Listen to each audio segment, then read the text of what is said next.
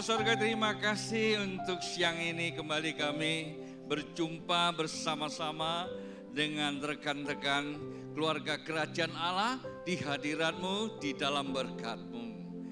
Itulah sebabnya Bapa, kami rindukan suara-Mu. Berbicaralah kepada kami. Pakai hamba-Mu sebagai alat di dalam memperkatakan isi hati-Mu. Urapan-Mu terus bekerja, kuasa-Mu yang meneguhkan, sanggupkan kami, membuka pikiran kami, bahwa kami mengerti dan kami sanggup menjalankan di dalam kehidupan. Kami diubahkan, mengubah suatu keadaan, menyatakan kerajaan Allah bagi dunia. Terima kasih Bapa. Demikian hamba berdoa buat seluruh jemaat yang hadir di tempat ini maupun mereka yang tidak sempat bersama kami, yang ada di online service, yang sedang beristirahat atau sedang dirawat di rumah sakit, atau mereka yang perjalanan melayani tugas pemerintah, tugas perusahaan dan liburan. Tuhan berkati semua, sejalan firman Tuhan diberitakan, ketika pikiran mereka terbuka seturut dengan apa yang menjadi kebutuhan mereka, ada jawaban dari sorga. Demikian kami semua yang melayani, baik pemusik, pemuji, dancer, usher, counselor, multimedia, lighting, operator sound system, dan juga sekolah minggu, perparkiran, keamanan, seluruh fasilitas ruang kami serahkan dalam tangan-Mu. Pekerjaan iblis di atas udara, ruang hati pikiran kami saat ini tundukkan di dalam nama Tuhan Yesus. Para malaikat mengawal, hadir Roh Kudus bekerja, setiap kami mengalami sukacita. Demikian hamba serahkan ke dalam tangan Tuhan. Hamba juga berdoa buat saudara-saudara kami yang berulang tahun sepekan ini, nama yang tertera di layar monitor atau yang belum dicantum. Hamba berdoa sebab kami tahu kelahiran semua bersumber dari Tuhan, hidup semua dalam kawalnya Tuhan. Berkati usia mereka, tumbuhkan, bawa mereka pada rancangan-Mu. Demikian jemaat yang kali pertama hadir di tempat ini, kami tahu setiap hari kami ada di sini bukanlah kebetulan, tapi ada rencana Tuhan. Ketika pikiran terbuka, mereka akan menerima jawaban seturut apa yang mereka butuhkan, sejalan ada di tempat ini. Baik yang di online service ataupun yang di rumah, Tuhan berkati. Yang percaya katakan, amin. Haleluya, haleluya, haleluya. Bapak Ibu masih bersuka cita terus? Masih tetap ingin memuji Tuhan? Ya, karena saya nggak biasa nyanyi, jadi saya tidak bisa teruskan. Kalau mereka bersedia boleh 4 jam. Tapi sebelum duduk kiri kanan lihat dan katakan senang saya bisa duduk berdampingan dengan Anda orang-orang yang diberkati. Iya, silakan duduk kembali Bapak Ibu. Shalom semuanya. Baik, terima kasih untuk praise and worship.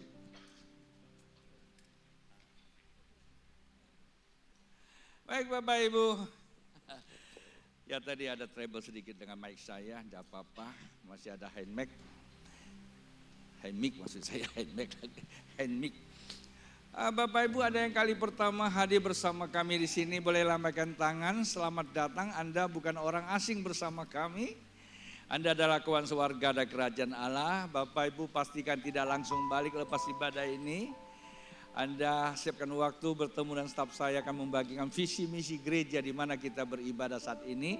Demikian tentu kami juga ingin ambil bagian jikalau Bapak Ibu punya pergumulan, isi saja di formulir doa sehingga kita akan bawa di dalam doa syafaat kami yang ada di gereja ini di beberapa pertemuan. Tuhan memberkati. Bapak Ibu, kita akan lanjut firman Tuhan. Kita akan sama-sama memperhatikan apa yang Tuhan ingin sampaikan kepada kita. Beberapa waktu ini saya dihadapkan satu kondisi dan saya kira kalau Bapak Ibu sudah dengar, biarlah apa yang saya sampaikan selintas ini hanya mengingatkan saja. Beberapa hari ini, beberapa waktu ini muncul seorang profesor yang memang banyak memberikan catatan-catatan secara ilmiah keadaan zaman, teknologi, ekonomi dan sebagainya.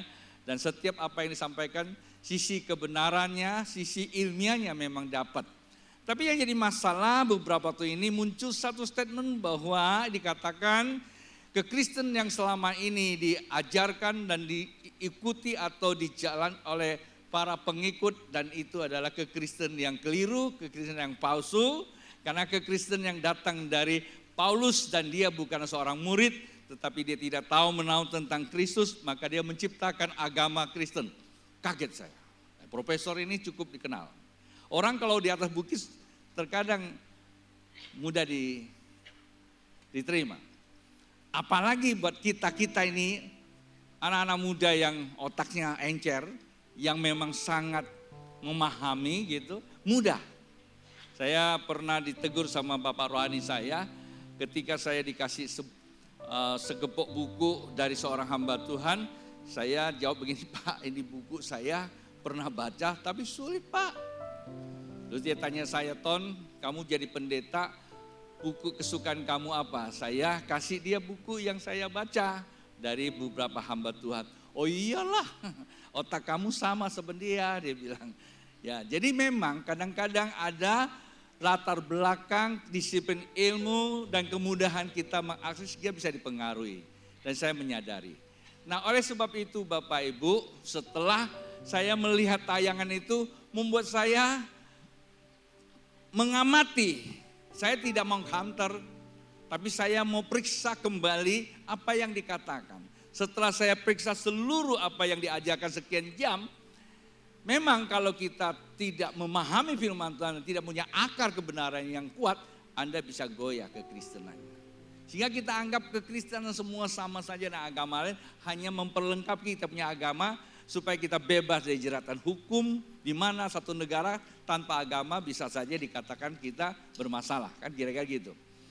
Namun setelah saya masuk kepada esensi firman Tuhan, saya masuk ke semuanya, saya katakan orang satu ini memang mengada-ngada, tapi saya tidak sebut siapa profesornya, saya juga tidak mau counter apa yang saya temukan, apa yang disampaikan, tapi satu hal dengan saya memeriksa firman Tuhan sekian hari terus tiap hari, dan saya lihat dokumentasi dan sebagainya. Tahukah apa yang terjadi Bapak Ibu? Sekali waktu saya agak malam, sudah capek juga sih karena saya temani teman kita. Nah, pulang saya mau tidur, tiba-tiba saya kok ada, sebetulnya di samping saya harusnya istri saya, tapi saya lihat kok ada seseorang yang tidur pakai terkena mahkota duri. Lalu dia bangun melihat saya tersenyum, oh saya tahu itu adalah Bapak saya, Yesus Kristus. Itu dalam fisik visual, bukan dalam keadaan tidur, bukan dalam keadaan mimpi.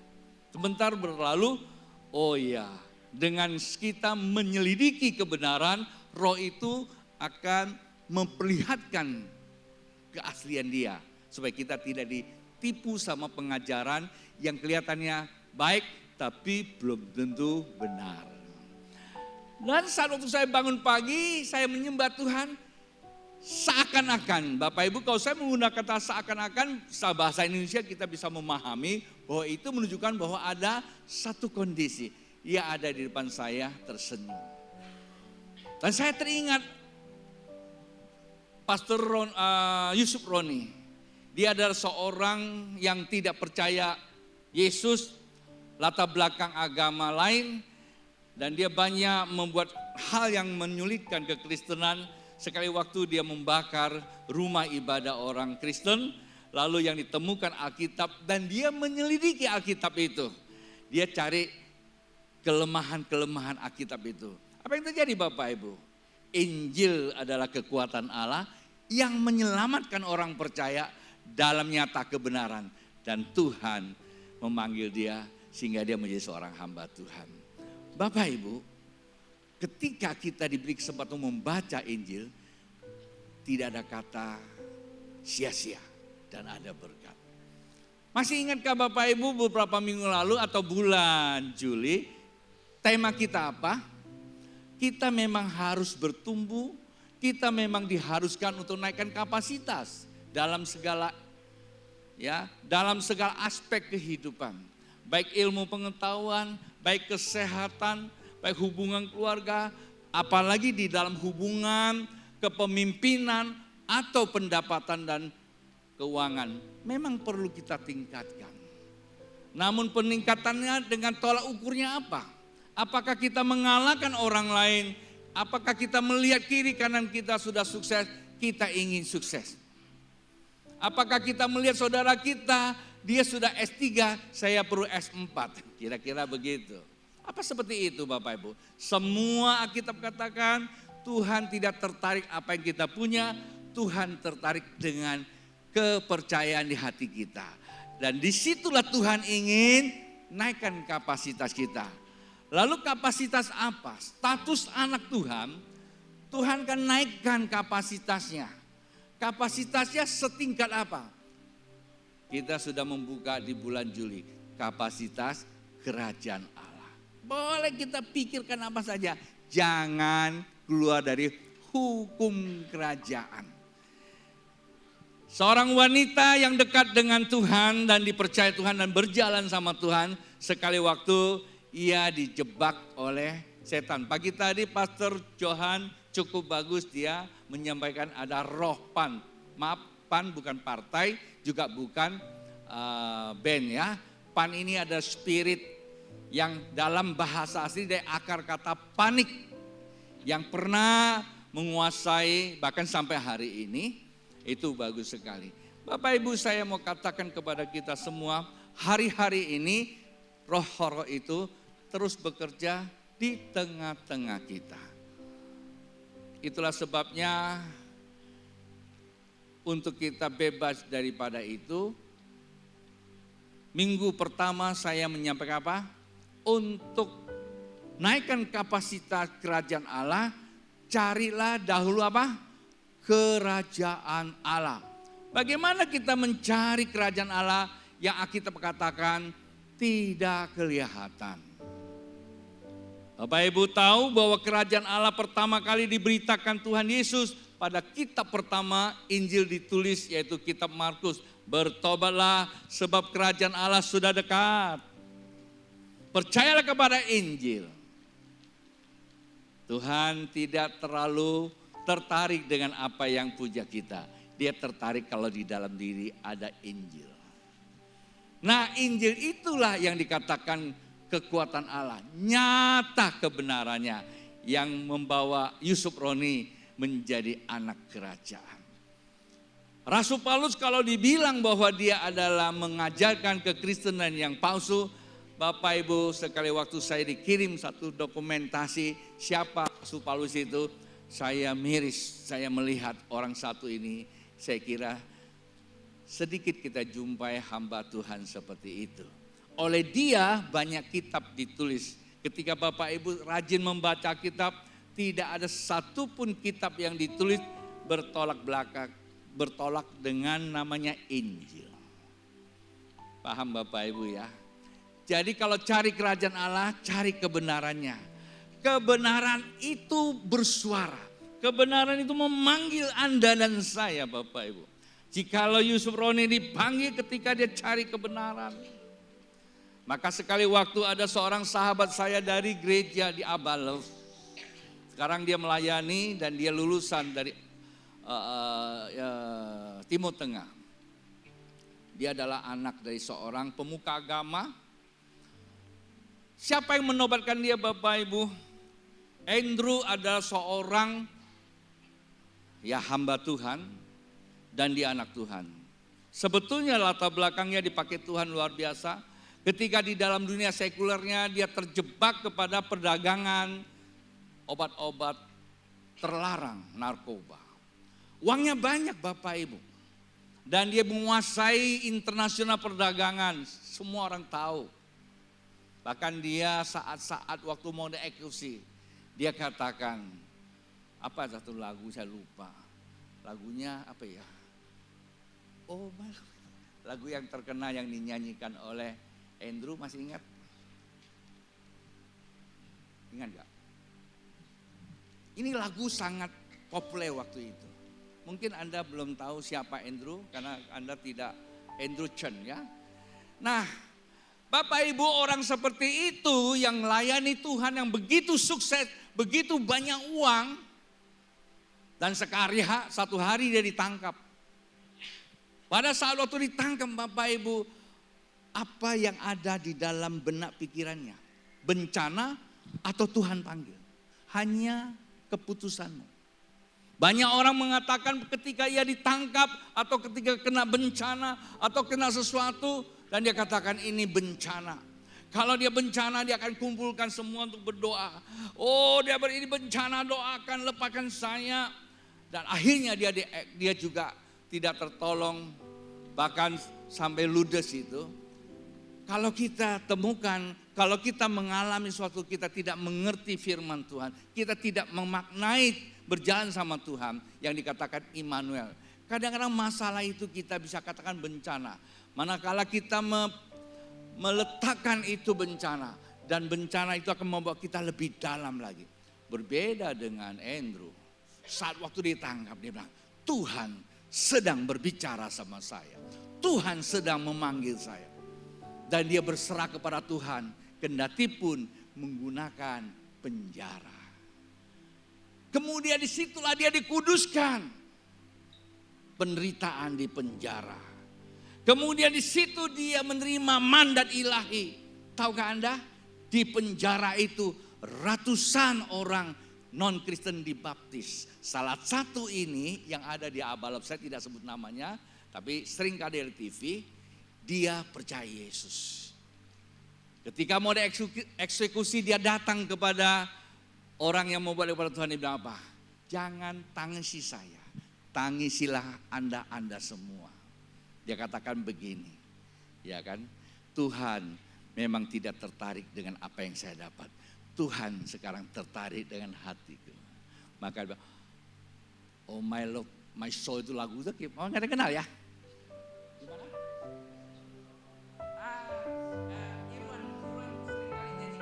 Iwan boleh bantu kan? Saya tahu dia suka nyanyi lagu ini. Iya. Betul. Wan mana Wan? Boleh kita nyanyikan lagu ini? Saya banyak cerita tentang soal panggilan Tuhan. Mana Irwan?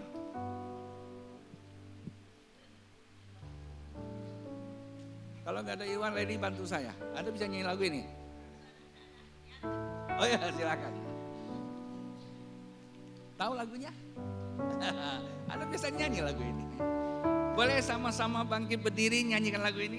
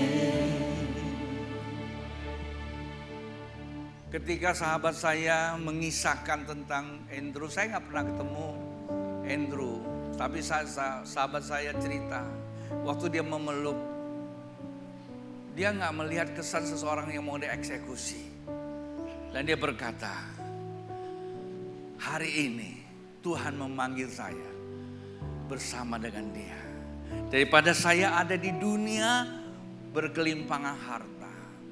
Bapak Ibu, Tuhan akan selalu memanggil kita. Cari kebenaran. Kebenarannya itu bersuara, memanggil kita. Jikalau Bapak Ibu merespon itu panggilan, Tuhan menguduskan kamu. Tuhan mempersiapkan kamu. Untuk apa? Bukan hanya sekedar kita rajin ke gereja. Tapi Tuhan mempersiapkan kita. Dia meletakkan satu namanya mandat ilahi. Sehingga hidup kita, di mana saja kita berada, kita bukan jadi pecundang, jadi pemenang. Saya ingat sekali waktu saya kalau dibilang kaya ya enggak juga sih. Mau dibilang sukses enggak terlalu juga. Tapi di dalam keluarga abang saya bilang, Ton, kamu ada termasuk orang yang paling pintar, paling sukses. Entah apa ukuran saya nggak ngerti. Tapi hari ini kamu orang yang paling bodoh. Saya bisa menangkap itu bencana hinaan atau panggilan Tuhan. Waktu itu saya nggak ngerti. Tapi saya cuma hanya berteriak, Tuhan apa dosa saya? Dan saat itulah kebenaran memanggil saya. Saya diproses, dikuduskan. Lalu Ia meletakkan mandat ilahi. Sehingga saya mempunyai satu komitmen. Satu hal yang terindah di dalam hidupku. Melayani Engkau Yesus yang mulia dan layak disembah. Ya, itu permulaan saya ke Kalimantan. Bapak Ibu, orang seperti kami ini yang ada di dunia sekuler, yang biasa menghitung menandatangani yang namanya uang, dihadapkan cuma hanya menunggu, bukanlah pekerjaan yang mudah. Setiap hari kita dihadapkan apa? Minder, malu. Tapi lagu ini membuat kami terus ada sampai hari ini 34 tahun. Jikalau Bapak Ibu hadir bersama ucap syukur, sebetulnya bukan kepada kami, kepada roh yang bekerja di tengah kehidupan kita. Tuhan memberkati, silakan duduk kembali. Terima kasih semua. Pembukaan khotbah saya separuh waktu. Nah, hari ini saya mau menambahkan konklusi daripada tentang kerajaan Allah. Kalau Bapak Ibu cari kerajaan Allah, bukan soal tempat dan waktu, keadaan. Kebenarannya hanya ada di dalam Injil. Dan ketika kita tahu membaca Injil, Tuhan bisa memanggil kita di dalam segala keadaan. Ya, bisa saja saat waktu kita tersandung, jangan lihat itu bencana. Bilang, Tuhan terima kasih. Memang berat, tetapi ketika kita syukuri, kita ikhlaskan, kamu lihat kebenaran itu yang memerdekakan kamu. Kendati pun kita tidak bisa mengembalikan apa yang kita punya. Kalau Tuhan izinkan itu hilang, artinya kehendak Tuhan. Tuhan berikan yang terbaik di dalam kerajaannya sekarang maupun akan datang. Hari ini kita akan sama-sama untuk menelusuri. Saya memberikan satu topik esensi dan substansi kerajaan Allah. Banyak orang membangun substansi. Bapak Ibu, esensi itu bicara tentang akar dan dasar. Substansi itu berbicara pertumbuhan. Banyak orang berbicara pertumbuhan, baik gereja, baik perusahaan, baik rumah tangga, semua tidak ada salahnya. Jikalau kita kehilangan namanya akarnya, ya, kita kehilangan esensinya, Bapak Ibu, tunggu waktunya saja. Sekali waktu kami ada di Australia mengikuti sebuah seminar di satu penginapan di rumah. Waktu itu kalau nggak salah penginapan itu seperti kayak kondominium gitu, tapi ada tanaman hidroponik. Seorang sahabat yang ikut saya bilang, bro, kekristenan kamu mau seperti ini? Perasaan saya beberapa waktu lalu cuma ditanam, sekarang dia sudah bertumbuh. Indah, mudah, bentar kita bisa makan. Tapi itu namanya pohon hidroponik. Ketika siang datang hujan, semua pohon itu tumbang, layu tak bangun kembali lagi. Dan itulah hidroponik. Dan itulah kekristen yang hari-hari ini. Indah sementara, tetapi ia akan kena badai, dia hilang. Itu kebanyakan Bapak Ibu. Istilah orang bilang apa? Kristen Coca-Cola. Nggak enak pakai merek ya. Kristen Cola yang ada gasnya. Tetapi berbeda dengan hidroponik Bapak Ibu. Organik. Kalau pohon organik dia berakar di tanah. Ketika dia berakar di tanah, dia kena hujan, dia kena angin, bisa dia tumbang, tapi setelah itu dia bangkit kembali lagi. Tanya samping kiri kananmu, kamu mau jadi Kristen yang model apa? Percaya Yesus jadi Kristen itu faktor keyakinanmu. Tapi untuk kekuatan hidupmu itu pilihan. Mau dibentuk di dalam model apa? Nah, hari inilah firman Tuhan datang kepada kita untuk memperlihatkan siapakah kita sesungguhnya. Timotius pasal yang ketiga 15-16, saya mulai membuka 2 ayat menolong Anda untuk membaca. Operator akan membukakan di layar LED. 1 Timotius pasal yang ketiga 15 saya baca. Jadi jika aku terlambat, sudahlah engkau tahu, ini penekanan, bagaimana orang harus hidup sebagai keluarga Allah. Ini bicara tentang orang Kristen. Ya, ini jemaat dari Allah yang hidup. Perhatikan, ada catatan sini penting, tiang penopang dan dasar kebenaran. Sekali lagi, tiang penopang dan dasar kebenaran. Penulis itu menekankan kepada kita yang disebut ya ini jemaat dari Allah yang hidup. Siapa dia? Unsurnya adalah tiang penopang dan dasar kebenaran. Di sini berbicara ada 2 elemen penting Bapak Ibu di dalam kehidupan sebagai jemaat Allah. Dan sebagai jemaat Allah sesungguhnya itulah yang disebut apa? Keluarga Allah. Kalau kita bicara kita keluarga Allah, berarti kita adalah orang-orang menjadi warga negara kerajaan Allah. Setiap orang bisa disebut warga negara, dia harus lahir di negara itu. Kalau dia nggak lahir di negara itu, ya mungkin disebut apa? Naturalisasi. Hari-hari ini ada beberapa saudara kita yang bangga keluar negeri. Lalu dia buat di medsos, Pak Presiden kami sudah pindah negara. Saya kaget kenapa?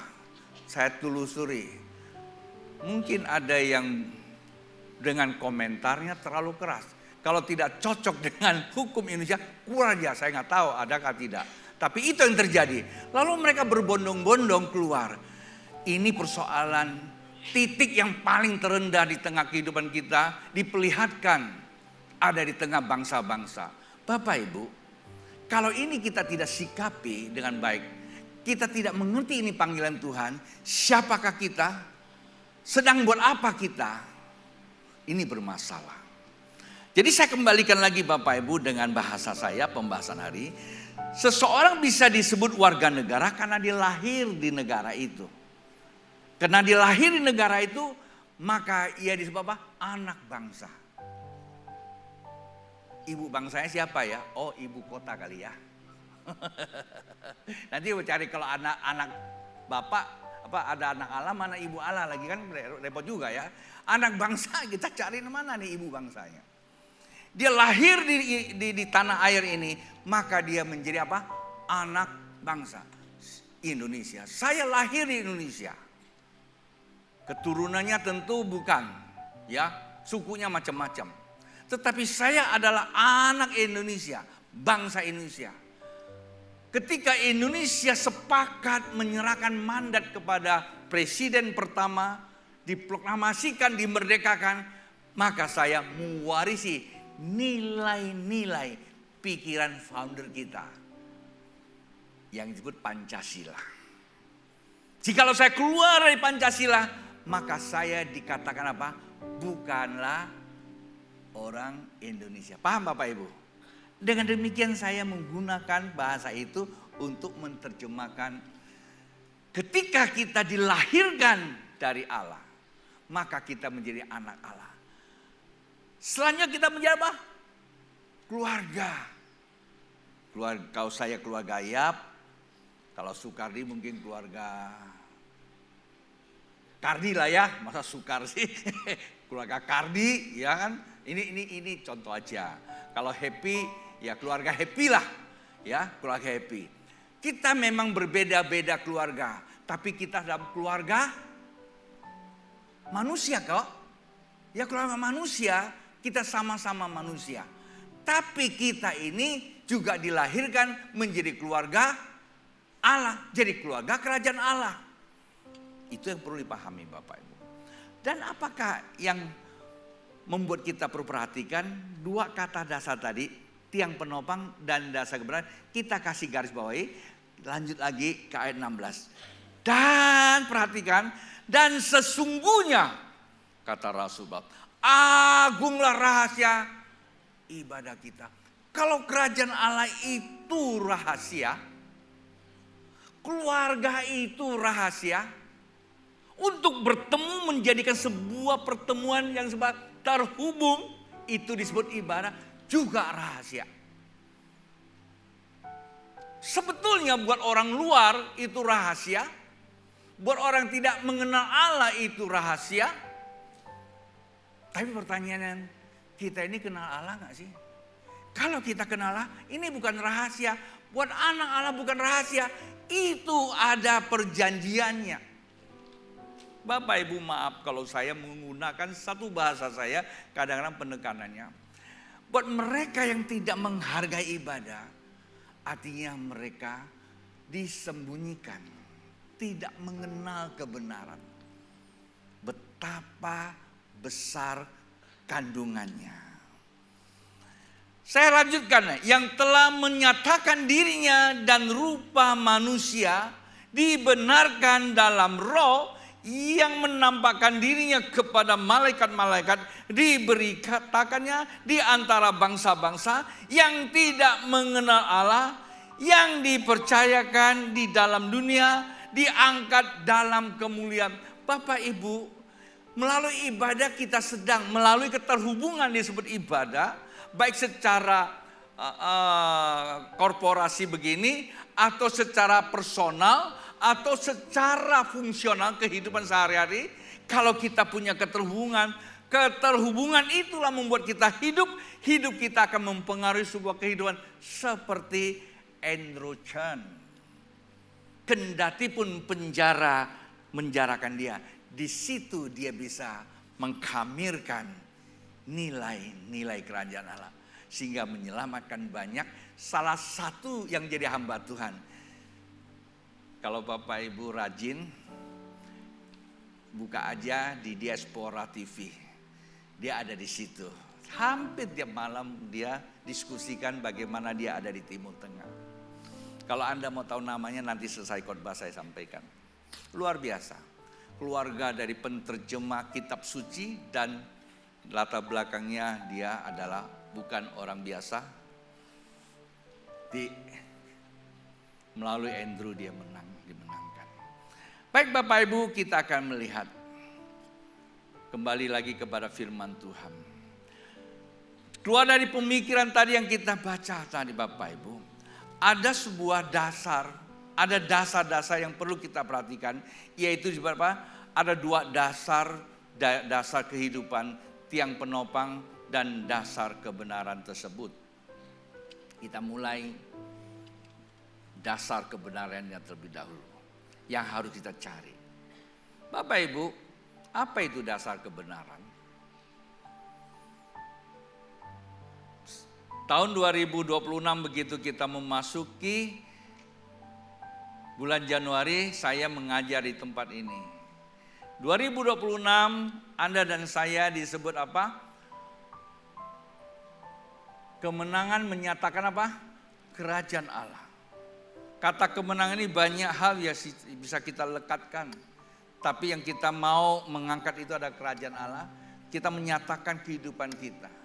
Pada saat waktu kita sedang menyampaikan ini, Tuhan berbicara kepada kita tentang siapa? Tentang Ruth kembali ke Bethlehem rumah roti. Artinya apa? Dasar kebenaran Allah itu setiap orang kembali pada keluarga Allah. Bethlehem, rumah roti, rumah kehidupan. Rumah Tuhan atau rumah roti atau disebut gereja atau disebut keluarga Allah itu ada di dalam Matius pasal 18 sampai 20. Saya bacakan buat Bapak Ibu, perhatikan baik-baik. Aku berkata kepadamu, sesungguhnya apa yang kamu ikat di dunia ini akan terikat di sorga, dan apa yang kamu lepaskan di dunia ini akan terlepas di sorga. Dan lagi aku berkata kepadamu, jika 2 orang daripadamu di dunia ini sepakat meminta apapun juga, permintaan mereka itu akan dikabulkan oleh Bapakku yang ada di sorga. Indah sekali Bapak Ibu. Sebab di mana 2 atau 3 orang berkumpul dalam namaku, di situ aku ada di tengah-tengah mereka. Bapak Ibu, jikalau kita melihat firman Tuhan yang tadi kita baca di atas, 1 Timotius pasal 3, 15 sampai ke 16. Dan di situ Bapak Ibu perhatikan ada 2 kata prinsip kehidupan yang disebut dasar dan tiang penopang. Kalau itu tidak dibangun dengan baik, maka pertumbuhannya ini bermasalah. Perhatikan baik-baik. Dasar itu berbicara kebenaran, yaitu menggenakan kitab ini. Kalau kita baca dari ayat pertama sampai kepada ayat yang ke-20 ini, saya berhenti. Tentu ada kelanjutannya. Saya ambil bagian-bagian dari berbicara tentang kerajaan Allah. Saya berusaha di dalam penyampaian ini akan membawa Bapak Ibu kembali kepada kitab ini, menceritakan tentang keluarga kerajaan Allah. Dari pembacaan 18 sampai 20 ada 3 catatan yang sudah sering kali saya sampaikan, yang disebut kerajaan Allah atau keluarga rohani atau keluarga Allah. Yang pertama adalah komitmen. Bapak Ibu, komitmen itu adalah rahasia ibadah kita. Sebab karena kita hidup di dalam komitmen. Allah itu punya 2 komitmen. Yang di perjanjian lama dan perjanjian baru. Dan Bapa tidak pernah membatalkannya. Barang siapa yang percaya kepada dia, dia hidup di dalam namanya covenant atau perjanjian atau dikatakan komitmen. Komitmen kita di dalam firman Allah, keterhubungan kita kepada sorga. Ada proteksi, ada perlindungan, ada prudensialnya juga. Dimanapun kita berada, jangan khawatir kata Tuhan. Di situ ada penyertaan Tuhan. Keraguan manusia muncul karena keadaan, roh pan itu akan mempengaruhi kita. Supaya kita menggunakan satu kata, save. Supaya kita hanya mementingkan diri kita. Seperti yang dialami oleh Petrus. Dan itu pekerjaan setan. Jadi yang pertama itu komitmen. Yang kedua kesehatian. Komitmen itu keterhubungan dengan sorga. Yang kedua itu bicara karakter ilahi kita. Karakter apa yang kita perlihatkan di dalam kehidupan ini? Kita banyak, bangsa kita ada 300 sekian ya. 300 sekian juta sekarang ya. Berapa Pastor sekali? Sudah ada 400 ribu, apa juta? Belum ya, 300 sekian. Masih 200 sekian ya, belum 300 juta. Itulah suku dan bahasa. Kalau Oma Irama bilang 135 juta suku bangsa ya. Dulu kan 150 juta, kalau sekarang berapa? Dan semuanya diikat dalam apa? Satu disebut kesehatian. Jikalau bangsa kita semua terikat dalam kesehatian, kita nggak akan pernah lihat itu yang lagi heboh-heboh di TV itu. Betul nggak? Kita tidak pernah lihat yang namanya 74 gram, 74 kilo emas tuh nggak pernah lihat lagi. Karena ada kesehatian. Kita bisa merasakan orang lain, siapa kita, siapa kamu, kita adalah satu bangsa. Saya berusaha supaya saya menjelaskan ini buat Bapak Ibu pada kesimpulannya. Saya lanjut lagi Bapak Ibu. Itu dikatakan kesehatian. Saya kadang-kadang berpikir bagaimana bangsa ini bisa beres. Sebab Alkitab katakan ada tokoh utama dari sorga ditempatkan di kehidupan ini. Itu orang percaya. Untuk mengusahakan Taman Eden, berarti kehidupan ini. Supaya seluruh tatanan kehidupan yang ada di bumi ini, bagi mereka yang hidup bumi, yang mungkin tidak mengenal Allah, juga turut diberkati kalau ada orang benar di antaranya. Sodom dan Gomora cuma butuh 10 Bapak Ibu. Bangsa ini saya kira kalau kita hitung persentase mungkin sudah lebih. Kalau orang benar. Tapi persoalannya Kalau anak Tuhan sendiri juga tidak punya kesatian, jangan harap ada perubahan bangsa ini juga. Gereja aja nggak ada kok. Satu hari ada seorang anak Tuhan datang ke saya. Pak, di desa, bukan desa, kota saya, kantor bupati dirampok Pak. Kurang ajar itu. Siapa yang rampok? Orang dalam sendiri. Kamu, kantor bupati aja dirampok. Rumah Tuhan juga ada rampok, saya bilang. Loh ya, iya. Gimana caranya? Karena saya nggak khotbah itu. Ada rampoknya juga kata kita. Jadi karena gereja tidak bisa mewarnai bangsa ini, maka seperti itu. Dasar kehidupan itu ada apa? Yang ketiga, kehadirannya. Hadirnya kita itu Bapak Ibu, jikalau kita terikat di dalamnya, itu ada namanya apa? Providensialnya. Ada penyertaan Tuhan dimanapun engkau berada. Kendati mungkin engkau satu hari tidak bisa entah pindah kemana, tapi engkau masih terikat dalam sebuah, ada komitmen sebuah kerajaan Allah. Di situ ada namanya penyertaan Tuhan. Seorang sahabat saya, dia anggota Komsel. Ketika dia lagi ada satu daerah di Jakarta, di Jawa Barat sana, mereka lagi duduk ya nyanyi-nyanyi biasa anak-anak, diserbu Bapak Ibu sama masyarakat lokal karena nyanyi lagu rohani. Kemudian mereka lari ke vilanya, di dalam mereka doa. Dan Komsel kami juga berdoa. Apa yang terjadi Bapak Ibu pada saat itu? Tiba-tiba ada pertolongan datang. Secepat itu keamanan bisa datang untuk membuat sebuah ketuduhan. Itulah namanya apa? Providensial. Penyertaan Tuhan, perlindungan, pemeliharaan Tuhan. Kenapa? Keterhubungan kepada Tuhan itu doa Bapa kami. Bapa di sorga, kuduskan namamu, datang kerajaanmu, jadi kehendakmu di bumi seperti sorga. Ada perlindungan. Apa perlindungan? Ada 5 elemen di bawahnya. Ada kecukupan, cukupkan aku pada hari ini. Tuhan selalu kasih kecukupan. Tapi bahkan di antara kita ada kelimpahan kan? Nah yang jadi masalah kalau cukup itu punya kita. Limpah itu punya Tuhan, tanya mau diapain. Jangan juga dimakan.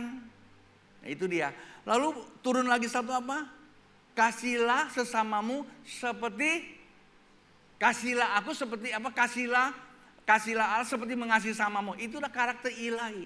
Dan yang ketiga, lepaskan kami apa? Jangan bawa kami ke dalam pencobaan. Inilah namanya providensial, penyertaan. Tidak lagi dibawa pencobaan tapi dibawa kepada arah kita. Tuhan tidak pernah taruh kita di simpang 3 supaya kita pilih sendiri. Enggak, Tuhan akan bawa kita masuk kepada rencananya. Maka itu saya punya nyanyian. Roh Kudus, pimpinlah aku berjalan dalam rencanamu. Minta Roh Kudus yang pimpin, ya. Tapi kan jangan hanya kita memimpin, kita mesti masuk juga ke dalam hadiratnya. Bapak Ibu paham seperti itu? Nah, saya teruskan lagi untuk Bapak Ibu mengerti.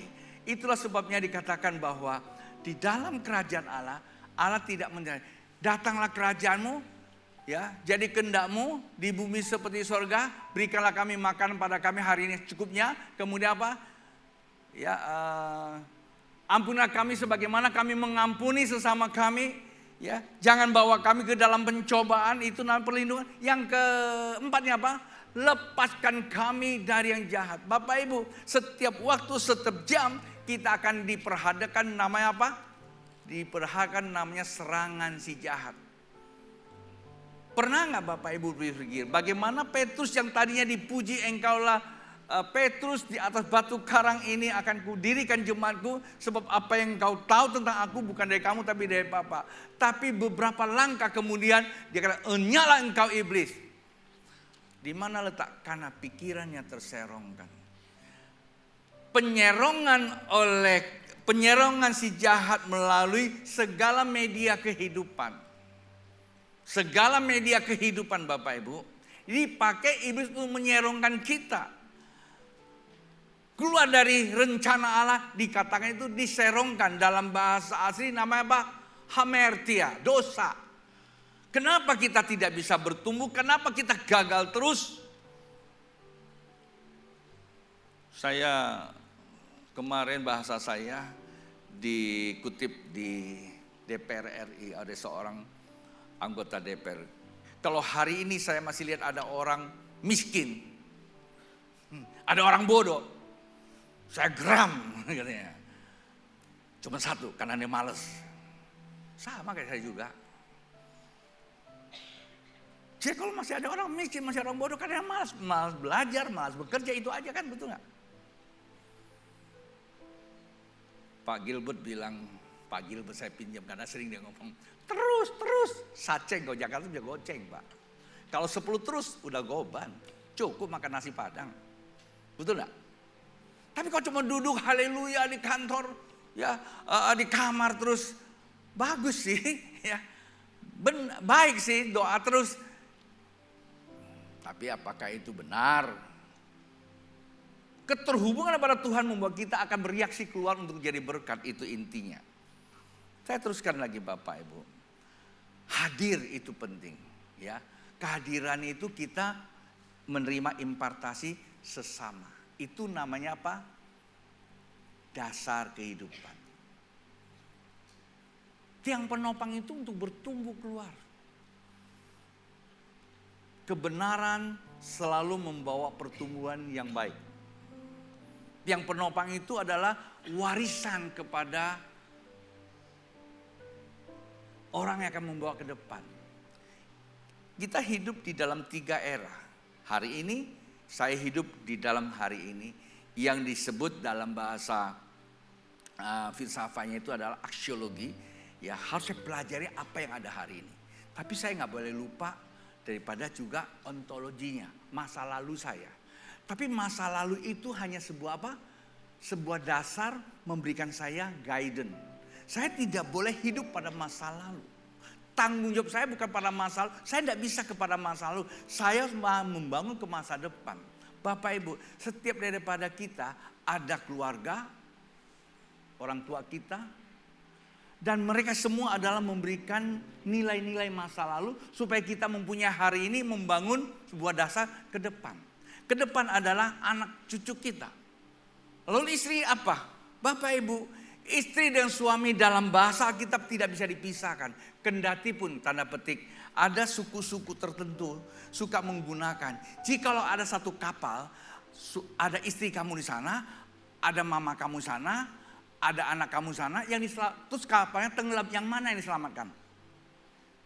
Orang Tionghoa, ada suku-suku tuh, ya mama lah, ya anak lah, mama kan lahirkan saya, anak kan membawa generasi berikut. Kalau istri kan ada bekas, itu pikiran sesat. Hari ini jikalau Bapak Ibu dari budaya yang punya pikiran itu, Bapak Ibu telah keluar dari kerajaan Allah.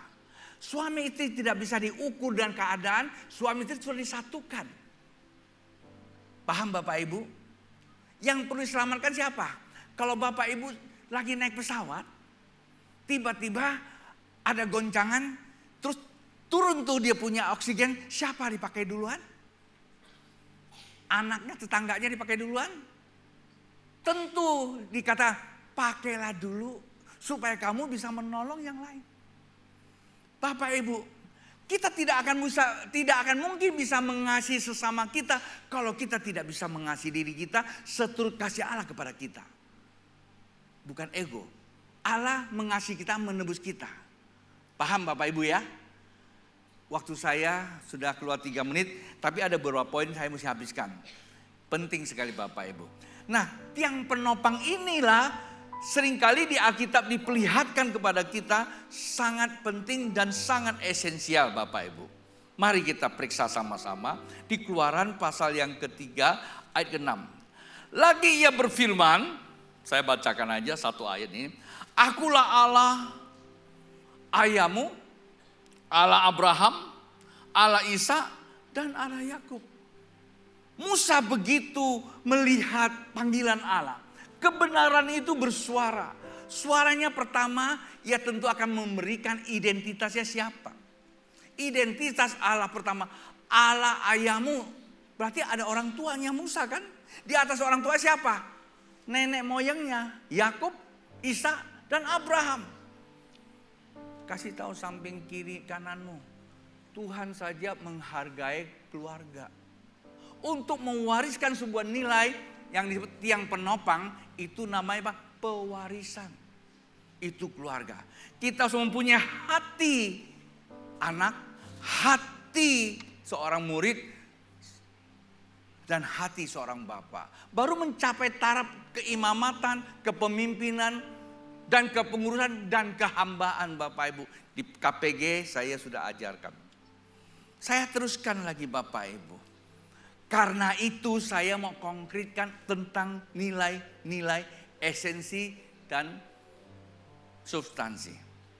Esensi daripada kerajaan Allah itu adalah keluarga. Keluarga.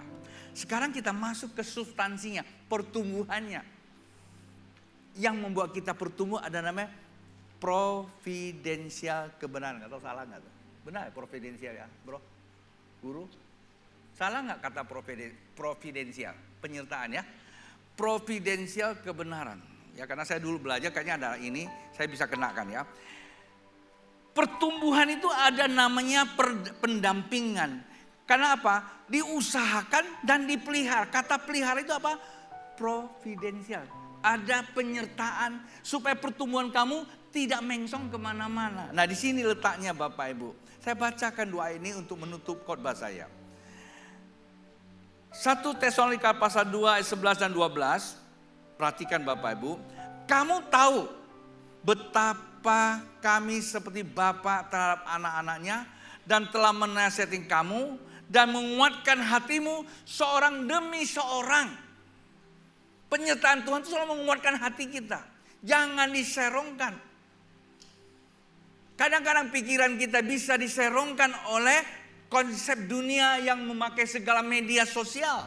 Menggunakan keadaan. Tapi kalau hati kita teguh, orang bisa buat salah. Orang benar bisa jatuh dalam dosa. Perhatikan. Orang benar bisa jatuh dalam dosa. Tapi orang benar tidak betah hidup dalam dosa. Tanya samping kiri, kamu orang benar enggak? Kalau kita ini orang benar, kita akan dipelihara seperti bapak terhadap anaknya. Yang pelihara kita siapa? Pembapaan itu kebenaran. Kebenaran itu roh. Roh itu akan memelihara kita sebagai bapak kepada anaknya.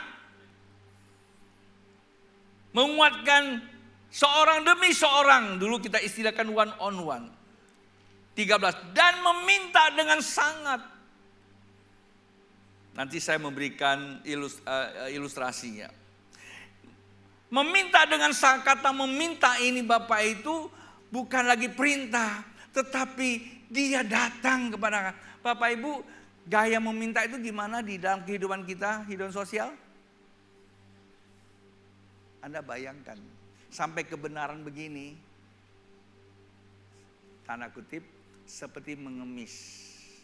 Itulah Tuhan kita. Dia mati di atas kayu salib. Jangan kamu lihat pengembalaan. Jangan melihat otoritas bapak di rumah, ibu di rumah, kakak, adik. Tapi kita pertama lihat kebenaran dulu. Karena kebenaran inilah punya roh yang hidup yang sedang memanggil kita. Dengan sangat. Kalau saya menggunakan ilustrasi, bahasa, sikap perilaku.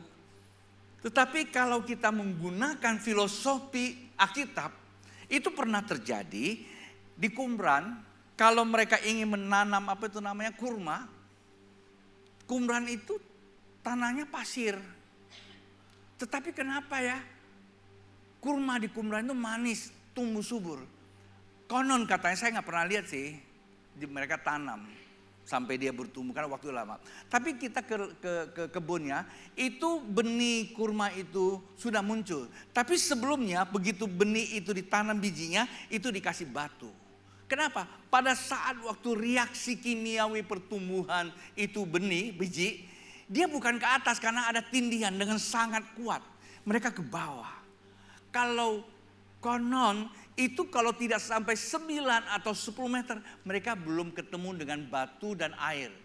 Dan kalau dia naik ke atas sebentar hanya kena uap aja, dia akan tumbang. Kormanya gak bagus. Ini ke bawah. Itulah, seperti itulah kata kebenaran.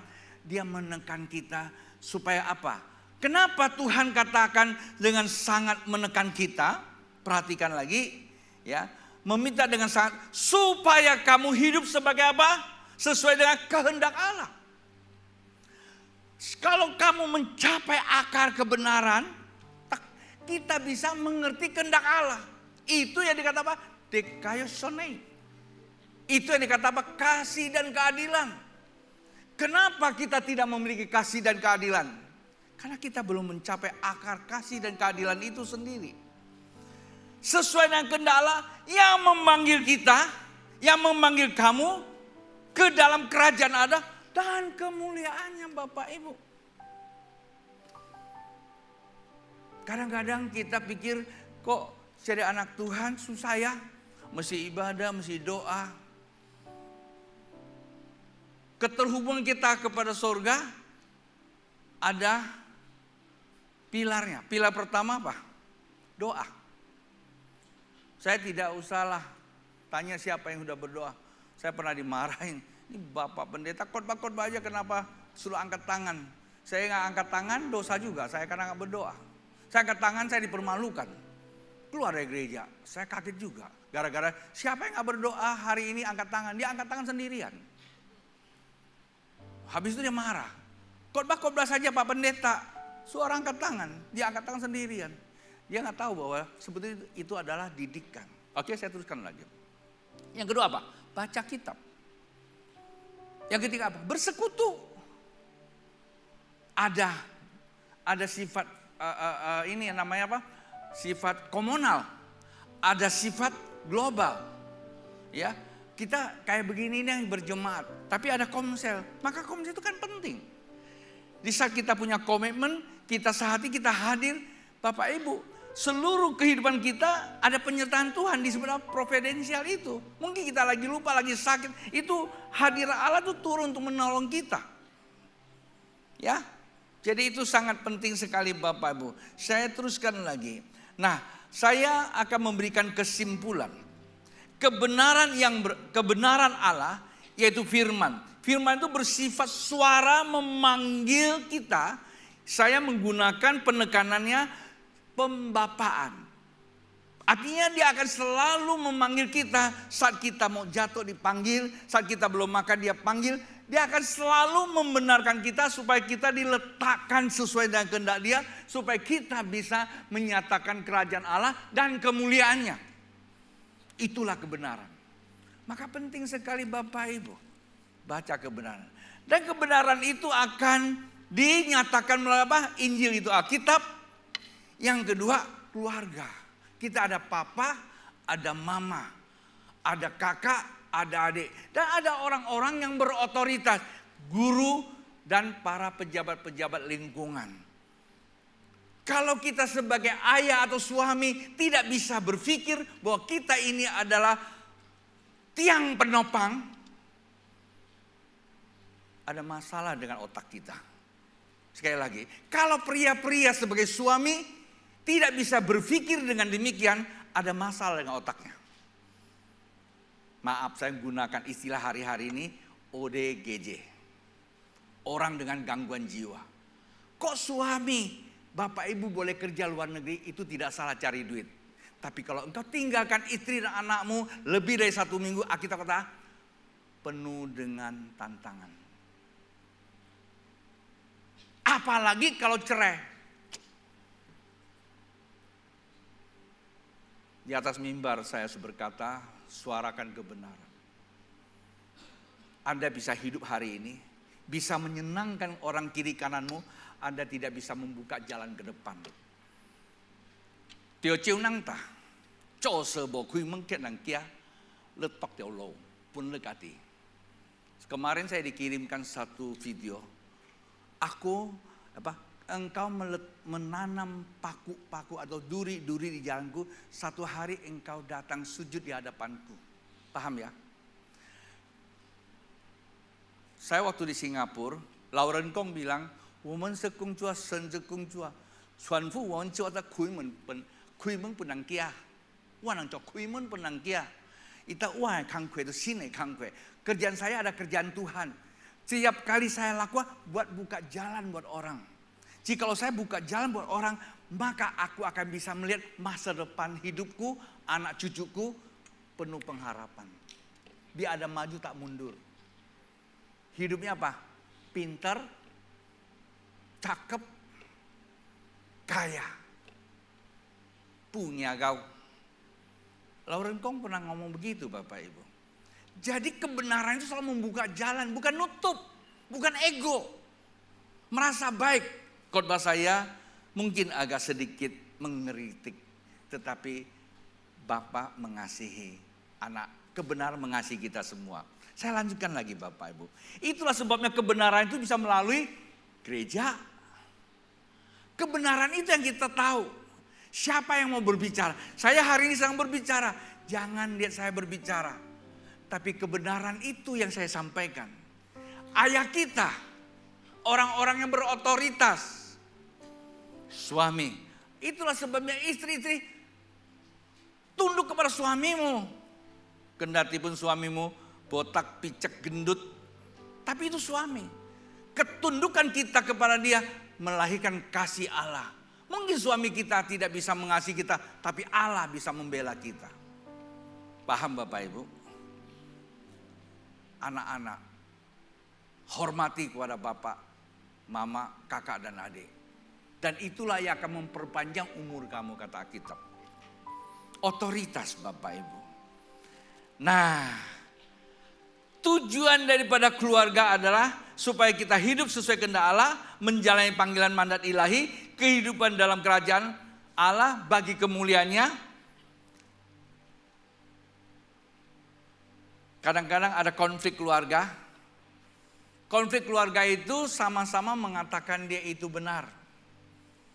Bapak Ibu, saya mau ingatkan kepada kita, konflik tidak bisa dihindari di rumah tangga. Siapa yang benar? Di dalam sebuah konflik pasti ada satu yang salah. Nggak mungkin dua-duanya benar. Kalau dua-duanya benar, damai sejahtera. Pasti ada satu yang benar. Siapa yang merasa benar? Saya selalu mengatakan kepada istri saya, kepada anak-anak saya, kepada teman. Kalau kamu merasa benar, tidak usah kamu perjuangkan. Kebenaran tidak perlu dibela. Kebenaran itu adalah perkenanan Allah di dalam Amsal 16. Kebenaran itu perkenanan Allah akan memperdamaikan musuh kepada engkau. Sepanjang pelayanan saya sebagai anak Tuhan, 34 tahun Pontianak, saya melihat banyak orang yang memusuhi saya, kecewa sama saya bawa dia ke dalam batra, kemah ilahi. Tiap pagi saya bawa, saya salamin satu persatu. Saya minta maaf kalau saya salah, tak ada niat saya di hadapan Tuhan. Hari-hari ini mereka datang mengakui saya adalah mitra hidupnya. Kebenaran tidak usah bela. Kebenaran akan membuat musuh juga diperdamaikan. Bapak Ibu ngerti? Kalau engkau membela dengan cara kamu, kita menciptakan musuh yang tak berkesudahan. Apa sebab? Jikalau dua-dua ini tetap mempertahankan kebenaran, bawa kemana Bapak Ibu? Kalau sama-sama terus mempertahankan, kita teruskan lagi. Ini penting ayat-ayat ini Bapak Ibu. Alkitab katakan di dalam Matius pasal 18, ada berapa ayat saya mesti bacakan. Pemusik-pemuji boleh ke atas. Memberikan Anda, saya udah mau selesai. Walaupun masih 10 jam lagi. Teruskan. Apabila Bapak Ibu, apabila saudaramu berbuat dosa, tegurlah dia di bawah 4 mata. Jika ia mendengarkan nasihatmu, engkau telah mendapatkannya kembali. Jika ia tidak mendengarkan engkau, bawa dia seorang atau 2 orang ini hidup kejemaatan. Supaya atas keterangan 2 atau 3 orang saksi, perkara itu tidak disangsikan lagi. Jika tidak mau mendengar mereka, sampaikanlah soal kepada jemaat. Dan jika ia tidak mau juga mendengarkan jemaat, pandanglah dia sebagai apa? Seorang yang tidak mengenal Allah. Atau seorang pemungut cukai. Dalam bahasa aslinya, kalau kita ada konflik ibadah, ada penghakan. Kalau zaman dulu ya, gereja itu apa? Hari ini kita adakan sidang jemaat. Kan begitu kan? Nah, ketika ada persidangan, ada penghakiman. Namanya apa? Penghakiman itu sebetulnya di dalam firman Tuhan itu dikata disiplin. Disiplin itu dan bahasa aslinya disciple, dimuridkan sebetulnya. Tapi kalau diterjemahkan dalam bahasa Indonesia, Kalau disiplin konotasinya kayaknya nggak gitu enak ya. Padahal itu namanya disciple, dimuridkan. Dalam bahasa sosial kerohanian dulu itu namanya persidangan. Nah karena kita ini kan murid, dimuridkan. Nah di situ kalau kita mendengar, kita bisa berbalik kepada Tuhan, kita diselamatkan. Tapi di dalam ibadah kita tidak mau datang, nggak mau dengar, anggaplah dia tidak mengenal Allah. Orang seperti itu adalah orang yang tidak mengenal Tuhan. Begitu dengan khotbah, sakit hati, keluar, tidak mengenal kebenaran. Paham? Dan yang begitu banyak enggak? Enggak banyak. Mazmur 21 tidak ada. Tempat lain saya enggak tahu. Ini masih Rumlah, kata Rumlah. Tapi ada satu lagi yang paling berbahaya di sini, ya. Kalau kebenaran disampaikan masih tidak mau juga, dan mungkin mereka menyingkir, ya kan, lari dan sebagainya. Disiplin yang berikutnya akan terjadi di 2 Korintus pasal yang keempat, 3 dan 4. Jika Injil yang kami beritakan masih tertutup juga, maka tertutuplah untuk mereka yang akan binasa. Mengapa? Yaitu orang-orang yang tidak percaya, yang pikirannya telah dibutakan oleh ilah zaman ini, sehingga mereka tidak melihat cahaya Injil tentang kemuliaan Kristus yang adalah gambaran Allah. Bapak Ibu, saya simpulkan, semua Injil yang saya bacakan tak bermaksud untuk menghakimi Bapak Ibu, tapi mengingatkan kepada kita semua seperti saya, bahwa kita tidak luput dari buat salah. Kalau kita merasa benar, tidak usah dibela. Karena kebenaran akan memerdekakan kita. Kebenaran itu berkenan kepada Allah, musuh pun diperdamaikan. Tapi kalau kita merasa kita benar, lalu kita juga memperjuangkannya, tingkatkan lagi kita kumpul kepada penatua. Kalau kita anak, kepada orang tua, orang yang berotoritas, supaya mereka memberikan pertimbangan. Ketika udah pertimbangan, dengarkanlah kembali, karena kita orang benar dibenarkan. Tapi kalau mereka semua sudah nasihat, kita tetap tidak mau, maka yang terakhir itu kita diserahkan kepada iblis. Artinya orang seperti itu memang matanya ditutup oleh ilah zaman ini. Apa? Ada begitu banyak pengetahuan yang muncul menutup kita. Supaya apa? Bukan lagi menuju pada kerajaan Allah, tapi kebinasaan yang kekal. Kata kitab Bapak Ibu. Catat baik-baik, baca di rumah. Saya sampai di sini karena sore sesi berikut bicara tentang yang lain.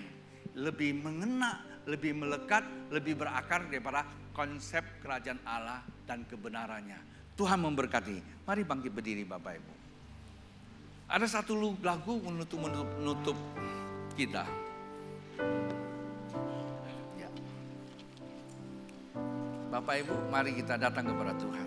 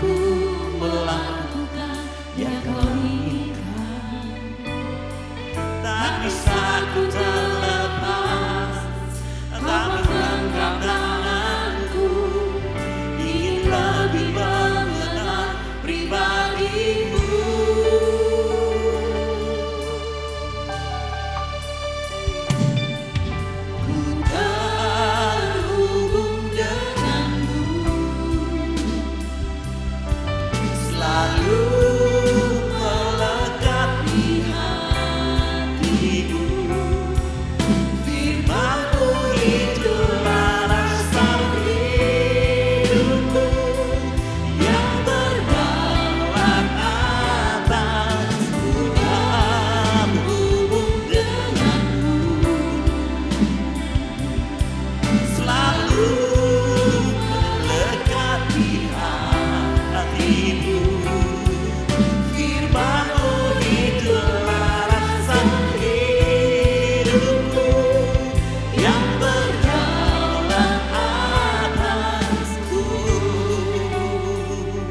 lagi kita katakan dari hati yang dalam. Layak seluruh hidupku, mampukan ku melakukan yang kau minta.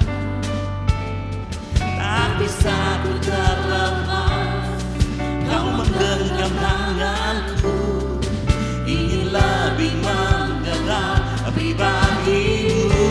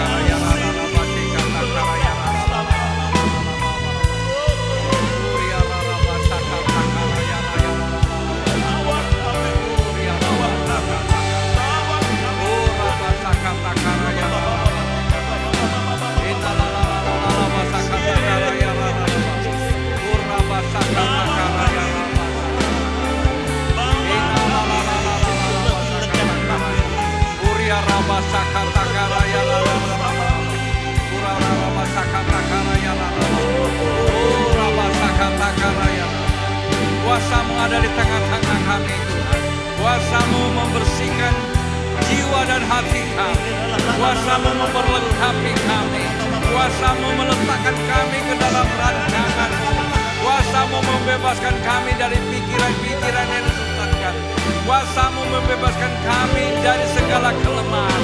Kuasa-Mu membawa kami ke dalam rancangan. Kuasa-Mu membentuk kami menjadi serupa dengan Engkau. Kuasa-Mu menyembuhkan kami yang sakit. Kuasa-Mu membuat kami semakin dekat dengan Engkau. Uria Rabba Sakata Karaya. Uria Rabba Sakata Karaya. Inalalalala Sakaraya. Uria Rabba Sakata Karaya. Inalalalala Sakaraya. Haleluya. Haleluya. Haleluya. Haleluya. Haleluya. Sebelum kita akhiri ibadah, camkan baik-baik Bapak Ibu.